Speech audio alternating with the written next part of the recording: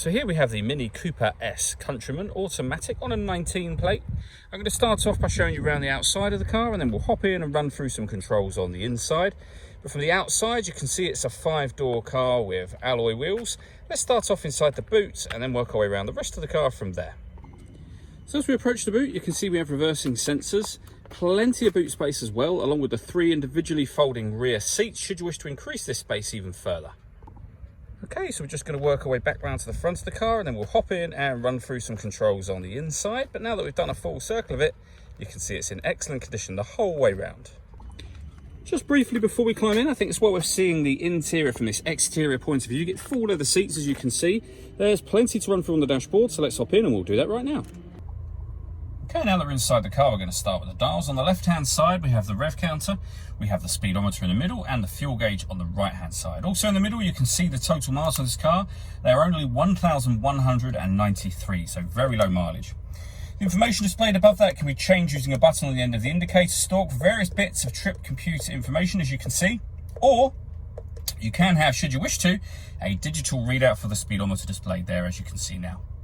If we back out to the steering wheel, on the left-hand side, we have cruise control and speed limiter, and on the right-hand side, stereo and phone controls, including voice activation for your phone just there. The minus paddle and then the plus paddle on the right-hand side there are so that you can change gear manually with this automatic gearbox, should you wish to. Over in the center, we have the touchscreen for the car. So amongst other things, this is where you can pair your phone.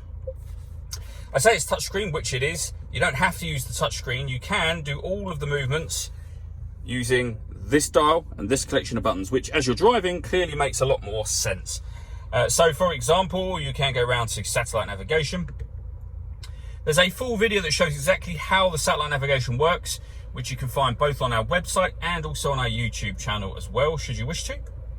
Or we then have our music options in the car. So we have DAB radio and FM radio, Bluetooth audio, and USB input. So plenty of ways to listen to your music. You can also make sound adjustments from in here and pair up your phone from in this menu as well, should you wish to. Working our way down from that, we have the main volume for the stereo, followed by the air conditioning. So you can determine the direction of the air, the fan speed, and the temperature. The air conditioning is on at the moment, so off, back on again. You can recirculate the air that's in the car. That's a great way of heating it up or cooling it down quickly depending on the temperature you set here, and with a proper heated rear screen as well. This button turns off the traction control. This one starts and stops the engine, and this will turn off the stop and start. So this car is designed to cut out when it's stationary in traffic, which will save you fuel. You can turn that system off, and it's off when that light shows. Underneath that, we have a 12-volt charging socket and USB input. And then lastly, the gear lever for the fully automatic gearbox.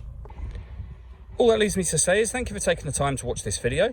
If you'd like to come and see the car in person and have a test drive, please feel free to call any of our MJA sites. We'd love to hear from you soon.